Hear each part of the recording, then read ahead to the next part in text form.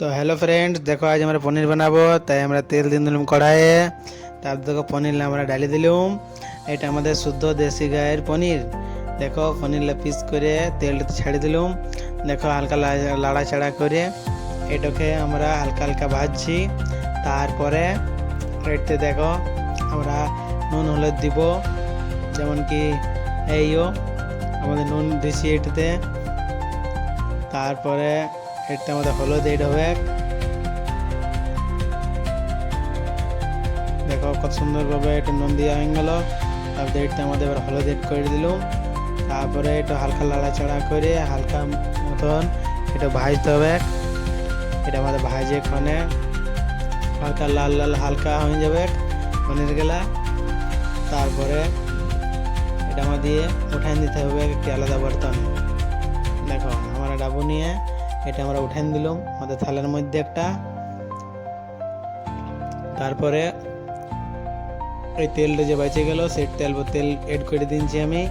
দেখো পনিরটা আমাদের ভাজা হয়ে গেছে এখানে কত সুন্দর হবে, হালকা হালকা লাল লাল এরকম ভাজবে। তারপর দেখো এই মশলাটা আমরা বানিয়ে রেখেছি আদা লঙ্কা আর তোমার জিরা গোলকি দিয়ে বানানো আছে। তারপর দেখো এই তেলটাতে প্রথমে আমরা টমাটোটাকে এড করে দিলাম। টমাটোটাকে এটা পুরো ভালো করে ভাজিয়ে নেবে। তারপরে মশলাটা দিয়ে দেবে, যেটা আমাদের আদা লঙ্কা আর জিরা গোলকি বাটা থাকে সেটাতে হালকা করে জল দিয়ে দিবে। হালকা পরিমাণে জল দেওয়ার পরে দেখো হালকা একটু লাড়ে চাড়ে ভালো রকমভাবে মশলাটা ভাজিয়ে নেবে। আর দেখতে হলুদ আর একটা তুমি পনির মশলাও দিতে পারো এখন, ইয়া লাস্টে দিবে তাই বেশি বেহতর হবে। তো ভালো করে এটাও তুমি লাড়ে চাড়ে ভালো করে এটাকে ভাজিয়ে নেবে। আর এতে যখন তেলটা ছাড়বে তখন তুমি আলু লাইটতে হাতে করে ম্যাশ করে দিতে পারো, কোনো জিনিস করে ম্যাশ করে দিতে পারো। দেখো আমরা যেমন হাতে করে ম্যাশ করে দিচ্ছি আলুগুলা সেরকমভাবে দিয়ে দেবে। তারপরে এতে নুন হলুদ এতে তুমি এই পরিমাণে দিয়ে দেবে এই আলুটার মতন মশলাটার মতন। প্রথমে ম্যাশ করে আমাদের দেওয়া হয়ে গেল। তারপরে দেখো লাড়াচাড়া করে আলুটা ভালো করে ভাজিয়ে দেবে। তোমাদের যদি পরিমাণ মতন যদি অল্প তেল দিতে মনে হয় তো তুমি তেল দিতেও পারো। অল্প ভালো করে ভাজাবে আলুটা তার জন্য। এখন দেখো লাড়ি চাড়ে এটাকে ভালো করে ভাজতে হবে একবারই, সেরকম ভাজতে থাকো ফ্রেশ করে। তারপরে দেখো এটা আমাদের নুন দিতে হবে, তারপর হলুদ দিতে হবে। কয়েকটা নুন পড়ে গেল। তারপরে এটা আমরা হলুদ এড করবো, যেমন কি হালকা দেখো তেল এড করলাম 2 মতন। এটা আমাদের হালকা পাড়া দিয়ে দিলাম তো কি হবে তোমার আলুটা ভালোভাবে ভাজাই যাবে। তারপরে দেখো আমরা একটু হালকা জল এড করে দিলাম আলুটা ভাজা নেওয়ার পরে।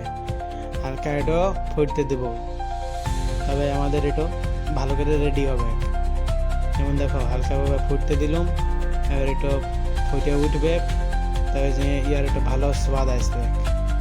দেখো আমাদের আস্তে আস্তে ফুটতে শুরু হয়ে গিয়েছে। আর দেখো কত সুন্দরভাবে রঙত এসেছে, এটার হেভি লাগছে দেখতে, খুব সুন্দর লাগে নিরামিষ পনির রান্না। এইভাবে সবাই ট্রাই করবে। দেখো হালকা কারি পাতা দিয়ে দিলাম, ভালো লাগবে।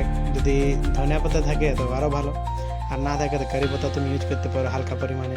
হালকা দেখো পনির মশলা আছে শাহি পনির মশলা, এটা হালকা এড করে দিয়েছি এটার মধ্যে। দেখো শাহি পনির মশলা এটা এড করে দিলাম। কত সুন্দর রঙত এসে যাবে, স্বাদ ভালো লাগবে। দেখো এটা মধ্যে এখন মশলা এড করা হয়ে যাবে। তারপরে এটা হালকা লাড়াচাড়া করে দিতে হবে। দেখো পনিরগুলো আমাদের ভাজি রেখেছি, কত সুন্দর দেখাচ্ছে, একদম গায়ের দেশি পনির, দেশি গায়ের। কত সুন্দরভাবে রঙত চলে এলো। এটা আমরা ভাত দিয়ে রুটি দিয়ে ফির মুড়ি দিয়ে সাইনে খেতে পারো। দেখো কত সুন্দরভাবে পনির এড করে দিলাম, হালকা ফুটে উঠবে, তাহলে কত সুন্দরভাবে এটা রেডি হয়ে যাবে। এরকমভাবে পনির তরকারি রেডি করবে, খুব সুন্দর লাগবে খেতে। দেখো কত সুন্দরভাবে আমাদের পনির তরকারিটা রেডি হয়ে গেল। এটা কিছু দেওয়ার দরকার নাই, একদম নামাও আর ভাতের সঙ্গে টপ টপাই খাইয়ে দাও। তাহলে ভিডিওটা ভালো লাগলে